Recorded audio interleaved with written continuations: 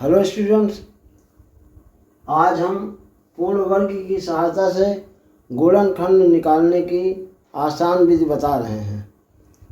तो सबसे पहले एक संख्या लिखते हैं, x के पावर 4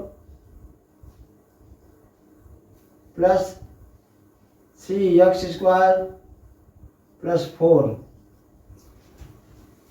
पूर्ण वर्ग की सहायता से गुणनखंड करने का एक आसान नियम है कि इसके जो बीच वाली संख्या है इसके फैक्टर किनारे वाले दोनों व्यंजकों के गुणनफल के बराबर नहीं हो सकता, तभी ये पूर्ण वर्ग की सहायता से गुणनखंड निकाले जाते हैं।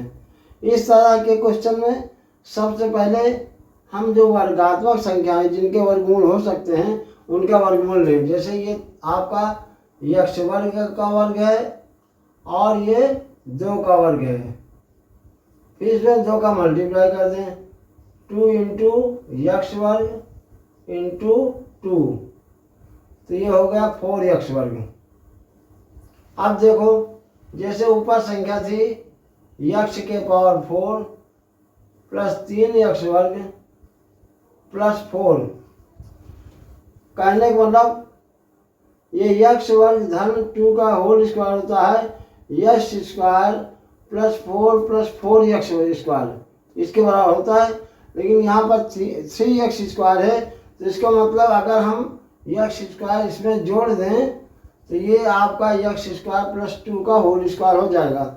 लेकिन अगर इसमें x वर्ग जोड़ते हैं तो इसको माइनस x वर्ग करें, जिसके कारण इस संख्या में कोई अंतर नहीं पड़ेगा।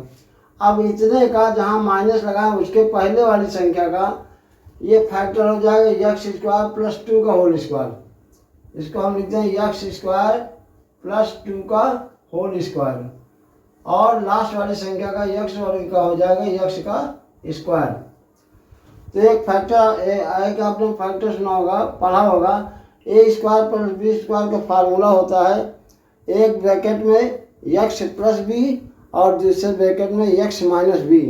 कहने वाला इनके वर्गमूल को एक बार प्लस कर देते हैं और एक बार माइनस कर देते हैं। तो इसका वर्गमूल पहली वाली संख्या का है x वर्ग प्लस 2 और इसका x है, तो इसको एक बार लिख देंगे x square plus 2 plus x, और दूसरे ब्रैकेट में हो जाएगा x square minus 2 plus x।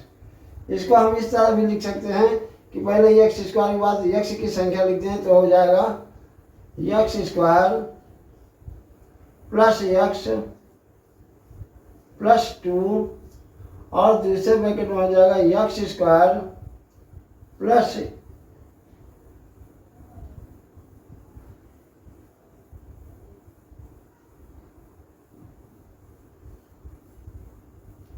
x square minus x plus 2।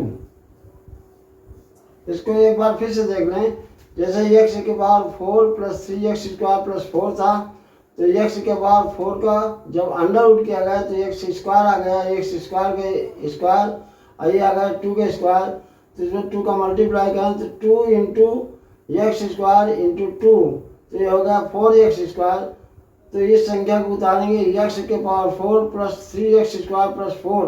अब यहाँ पर 4x स्क्वायर होना चाहिए, इसका मतलब x स्क्वायर कम है, तो एक बार प्लस कर दें और इसके बाद इसको माइनस भी कर दें। इसका मतलब हुआ कि ये दोनों प्लस माइनस 0 बराबर, कि कुछ नहीं किया गया, लेकिन इससे हमारा सवाल सॉल्व हो जाएगा।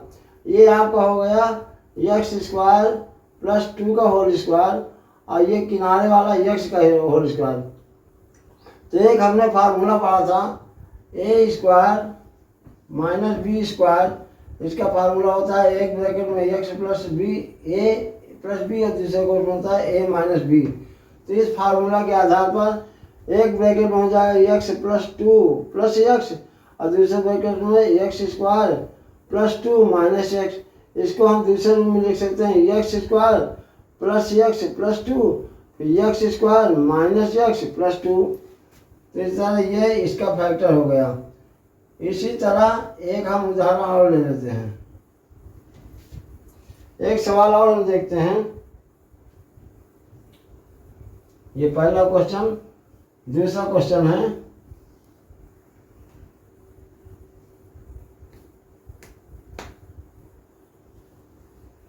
दूसरा क्वेश्चन है x के power 4 plus 2x square plus 9। उसी कायदे से पहले जो वर्गात्मक संख्या है x के पावर 4 और 9, इसका हम अंडर रूट कर देंगे। तो ये आपका x स्क्वायर का वर्ग है और ये है 3 का वर्ग। फिर क्या करते हैं, इसमें 2 का मल्टीप्लाई कर देते हैं, 2 इंटू यक्स वर्ग इंटू 3, तो हो जाएगा 3 2 जा 6, 6 यक्स वर्ग हुआ। कहने वाला हूँ कि अगर यक्स स्क्वायर प्लस 3 का स्क्वायर होता तो यक्स के पावर 4 प्लस 3 का स्क्वायर होता तो 9 प्लस 6 यक्स स्क्वायर होता। लेकिन हम ऊपर वाली संख्या देखें तो यक्स के पावर 4 प्लस 2 यक्स वर्ग प्लस 9 है, होना कितना चाहिए, 6 एक्स स्क्वायर होना चाहिए। तो यहाँ है 2x स्क्वायर, इसका मतलब कि 4x स्क्वायर कम है, तो यहाँ प्लस 4 स्क्वायर करेंगे। खाली हम अगर 4x स्क्वायर करेंगे तो इस संख्या से ये डिफर हो जाएगी, तो इसके लिए आगे -4 स्क्वायर भी कर देंगे। कहने वाला जो संख्या ऐड की गई उसी संख्या को सब्सट्रैक्ट कर देंगे। अब इतने के लिए लिख देंगे यक्स स्क्वायर प्लस 3 का होल स्क्वायर, और इसका 4x स्क्वायर का वर्गमूल निकालेंगे तो 2x का होल स्क्वायर। अब इसको लिख देंगे x square plus 3 plus 2x, और दूसरे ब्रैकेट में x square plus 3 minus 2x। इसको दूसरे रूप में लिख सकते हैं x square plus 2x plus 3, और दूसरे ब्रैकेट में x square minus 2x plus 3। तो इस तरह ये पूर्ण वर्ग की सहायता से गुणनखंड निकालना हमने आपको बताया। इस तरह से आप अभ्यास करते रहें। अगर किसी क्वेश्चन में आपको कोई प्रॉब्लम्स हो रही हो तो उस प्रॉब्लम्स को कमेंट बॉक्स में लिखना, हम आपकी प्रॉब्लम को सॉल्व करेंगे। और साथ ही साथ अगर अभी तक आपने हमारे चैनल को सब्सक्राइब नहीं किया हो तो हमारे चैनल को सब्सक्राइब करें, लाइक करें, ताकि समय समय पर आपके पास नई नई जानकारियाँ या नए नए मेथड आप तक पहुँचाए जा सकें। धन्यवाद।